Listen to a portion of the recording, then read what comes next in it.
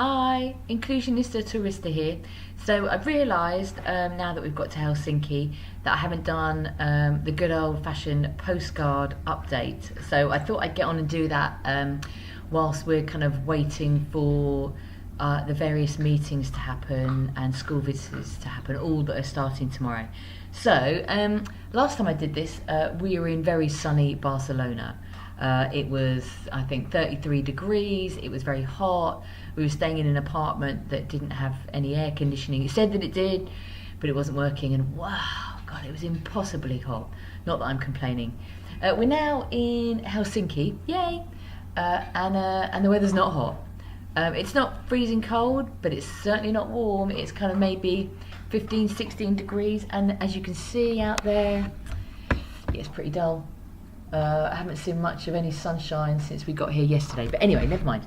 So Barcelona, yeah, we've been to Barcelona a few times before, and I posted a film for Barcelona from the swimming pool, but it's just got really touristy, and we didn't have as good a time there as we've done in previous years. I think because all the usual places have got really busy and really expensive. We did find a really lovely, relatively undiscovered part of Barcelona that someone recommended. Murcia, kind of north of the city, not far from where we were staying. Really nice, still feels a bit local. But on one of the days out, went to Sitges. Never been to Sitges before. Gay capital of Spain, apparently, so I'm told by my gay mates. It was lovely, very busy indeed, but yeah, it was great. And unfortunately, as is typical with our sabbatical, is we missed a Gloria Gaynor concert by a matter of days, I think. Very disappointing. We also, while we were there, got semi-involved in some Free Catalonia stuff. We fell upon a Free Catalonia meeting, wasn't it, Gorge? Yeah. Yeah, Free Catalonia meeting, so I thought I'd better buy a postcard to represent that. So then from Barcelona, we got a bit of a crazy ferry to City of Vecchia, which is a bit north of Rome in Italy. It was a late night ferry. It was fantastically late in getting started. And yeah, it was... People were sleeping everywhere on blow-up beds. The bar was absolutely crammed with people getting absolutely smashed at 2 o'clock in the morning. But the weather was absolutely beautiful during the day, and we had a very nice time. So we get to, I should say at this point, the car is still causing major problems on this journey. It's been fixed now, which is fantastic, thanks to Citroën Berlin. But all this time, we're driving along with a car that constantly vibrates whenever I go over about, 25 miles an hour or uphill. Drove us both absolutely round the twist. But we managed to make our way to Tuscany. Never been to Tuscany before. Oh my God, it was so beautiful. Oh, the weather was absolutely scrumptious. And I know it's a bit Guardian reader, but the beauty and the light is just more than I imagined it would be. We stayed in a really lovely, they're called agriturismos. They're basically sort of very, very small farms, kind of small holdings type thing. Very nice place just outside Cortona with some really lovely people, Bernardo and Beatrice. And the Bernardo particularly really tried to help us get the car sorted, but we discovered very soon when we arrived that all the Citroën garages in pretty much the whole area of Tuscany were closed for August because it was the holidays. And on one level, good for them really, but on another, it meant that we still had to drive around very, very hilly countryside with a very loud and aggravating vibration everywhere we went. One of the places that we did go, I hope I pronounce this properly, is Montepulciano, which was fantastically pretty. And it was there weren't that many people there, which was nice. It was hot, but it got a bit overcast, so lots of people disappear when the sun disappears, which was great. So we were able to stop and get some absolutely scrumptious pizza and the drink for me of the sabbatical, Aperol Spritz. Also, while we're in Tuscany, we make a little trip on the train, which is really exciting.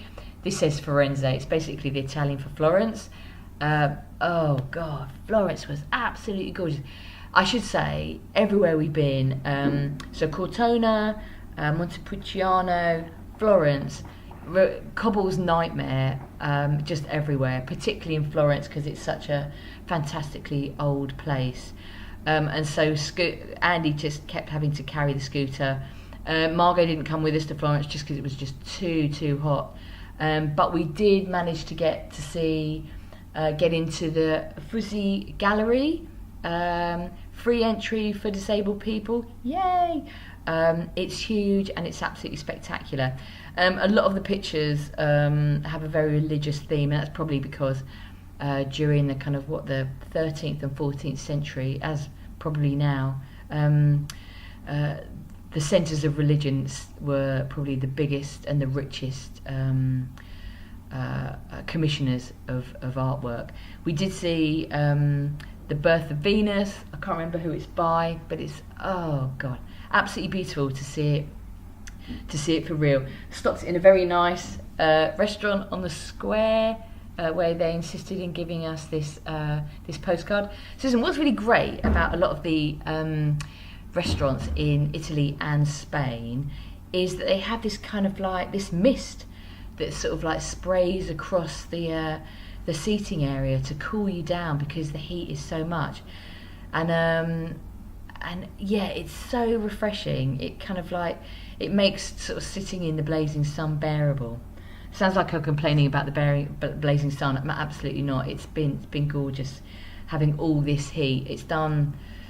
Well, it's sort of doing the world of good for my ankle, but all the walking and all the cobbles are having the reverse effect. Anyway, so that was Italy. The plan was, as you know, from the films that I made in Innsbruck and in Nuremberg, is that we were going to go to Vienna, but we had to do a detour because we had to try to find a way of getting to Berlin quicker than planned to try to get the car sorted. So I don't think I flashed up a postcard of Nuremberg when I was there, but here it is. I'm not going to say anything about Nuremberg because I said lots on camera. And Innsbruck I did the same too, and wasn't able to get a postcard from Innsbruck, so bear with me. But then Berlin. We were in Berlin for about 10 or 11 days getting the car sorted. I still absolutely love Berlin. The weather was gorgeous. The apartment we stayed in was lovely. My goddaughter Tara came to stay for a few days, which was great. She'd not been to Berlin before. And one of the highlights of Berlin was going to the Badeschiff outdoor swimming pool, which is probably it is without a doubt my favourite outdoor pool. Access-wise, yeah, it's pretty good, but the people that work there are really keen to help you if you need any help getting in and out of the water. So the swimming pool is basically made up of a barge that used to, I guess, carry whatever it did up and down the River Spree, and now is the most gorgeous swimming pool sitting in the Spree. Really lovely. We went on a Wednesday when it wasn't too busy, which was great.